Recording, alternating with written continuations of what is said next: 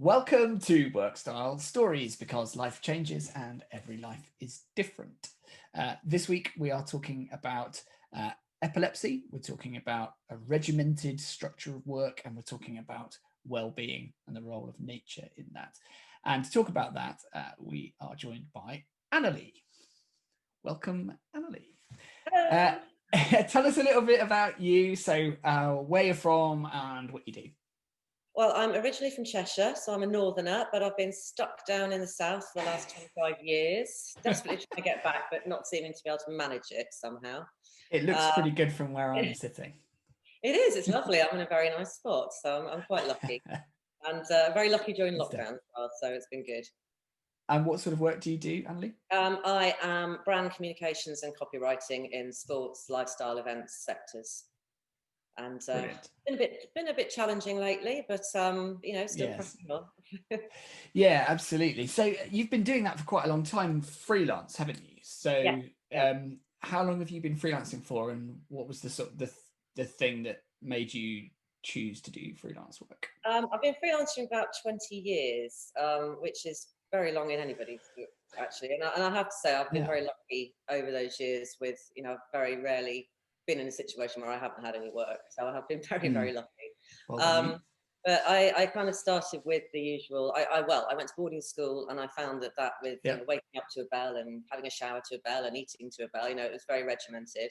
And then when I went, university was a lot different. Obviously, it was a lot easier, a lot freer. But then I only had a few years at university before I ended up going straight back into that regimented life, which I absolutely hated. It just didn't work for me. And from day one of going into a PR agency, I just felt really confined. And I didn't really understand the lack of flexibility. And that was 25 years ago. I didn't understand that then, and I still don't understand it now. So that was kind of one of the driving forces for me to look at a different way of working. Because it just didn't suit me. I've always been an early riser. I get up very early. I like to do a lot of work in the morning early. Yeah, it's a really interesting point, because as someone who's raised in a very regimented way at boarding school, you would think that you would be naturally well suited to a fairly regimented pupil teacher style work environment, but that's not the case. Is that just talk to me a little bit about that. So is that because you wanted more freedom now that you were an adult, or what was the thing that didn't really work for you? I think, conversely, it's a bit strange, but I do really thrive on a routine, but it's a routine on my, my terms. And I think that's a different thing. It was very much being told. I'm just not very good at being told what to do, let's be honest. I mean, that's what it comes down to at the end of the day. Well, and I think that therein lies part of the problem with the traditional structure of organizations, the hierarchies that exist within them, the rigidity that comes with them, and as you say, the lack of flexibility. Flexible working, we could talk about it for a long time. It's been around for more than 50 years, actually, as a concept, and yet still hasn't really had the sort of impact or change to working structures that it should have had. And that's very much what we campaign for within the Workstyle revolution, and pushing Workstyle as the solution, because flexible working hasn't done it. It exists within an inflexible system. So the problem is the system. But anyway, that's enough from me. I want to hear more about you. So let's talk about so you've been freelancing a long time. Let's talk about how that's been for you, and how you've managed that around other aspects of your life. Well, I have epilepsy, so that was kind of another driving factor for me in terms of how I manage my life, because it's a very personal illness and everybody has different triggers. And again, it doesn't fit into a 9 to 5.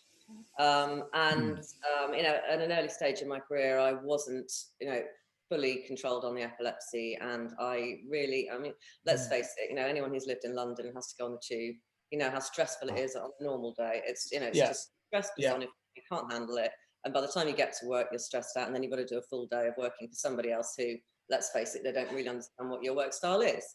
So and if you add in a disability, a disorder, a chronic illness, any of those things onto that commuting journey, it just makes it more difficult.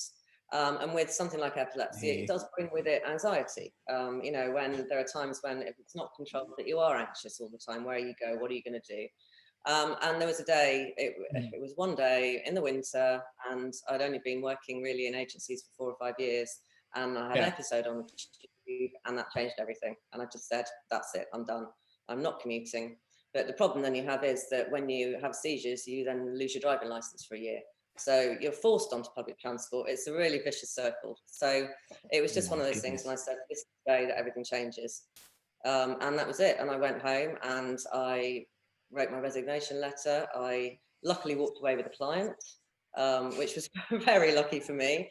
And then the day after I started working freelance, I got a phone call from Nike asking me if I'd like to help them with some PR for their new golf business, which was brand new to them at the time.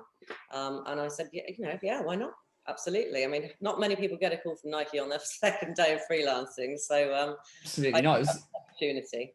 Was obviously meant to be, and that episode was obviously changed your life in a way, and maybe was a sign, the sign you needed almost to make that call, to take matters into your own hands and hand your notice. And everybody needs sometimes a push, don't they, to make the decision they know they need to make, but feel too afraid to, because it means sacrificing some security, some safety that they've become accustomed to, or that they believe they need. Yeah, no, I agree with that. It is that, I mean, the fear of wondering where your next paycheck's going to come from, that never goes away. The imposter syndrome, it never goes away. You know, all of these things. However, when I balance what I've got against what I could have if I was working for a corporation, my life wins every single time. I'll take the good days and the bad days. I'll take the late paychecks, because I get to run my life my way, and that's my work style. Yeah, and I think all credit to you. It sounds like you've managed to set up a work style that really works for you, for your epilepsy, but also for the type of person you are, who wants a bit more freedom than the traditional structure can afford. So tell us a little bit about what your work style is like now then. So what do you do? What does a typical day in Anneli's life look like? There is no typical day, unless you count the animals, and that is a typical day. But I'm up very early. I'm up around 5:30 every day, winter or summer. I usually walk the dogs first, so even in the dark, I quite like walking in the dark, so that's okay. And then I'll do the horses, then I'll sit down and I'll work for 2 or 3 hours. And by then, you know, people are just getting into work, so that's fine for me. And then, you know, I just see how I go. Sometimes I can sit and work all day. I'm really flexible with clients. You know, I will always say, you know, if you need me, just call me. I will be there. I'm never going to say no. And so I like to be flexible. I make that very clear to them, anybody I work with from the start, that, you know, I am flexible, but this is how I run my life. And, you know, you can contact me in those hours. I might not reply straight away, you know, the usual flexible work thing. And then, so yeah, typical day. I tend to get a little bit tired in the afternoons, and whether that's because I'm up early or whether it's a side effect of other things, medications and stuff, I don't know, but that's always been my downtime. And then I'll work again in the evening. But you know, I have to have a very fine balance for the illness, for, you know, my mental health really. And for me, that means being with the dogs. That means going out for a ride. And if that happens to be at, you know, lunchtime, and I say, you know what, I'm done, I'm going out for a ride, I can just get up and walk out.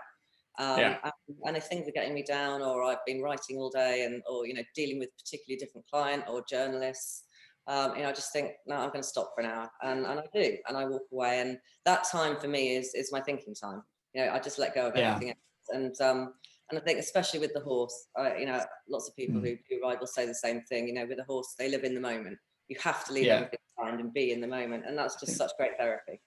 I think it's absolutely incredible the way you talk about the role that the animals play in your life, in your well-being, the way you fit your work around when you're at your most energetic, when you do your best thinking.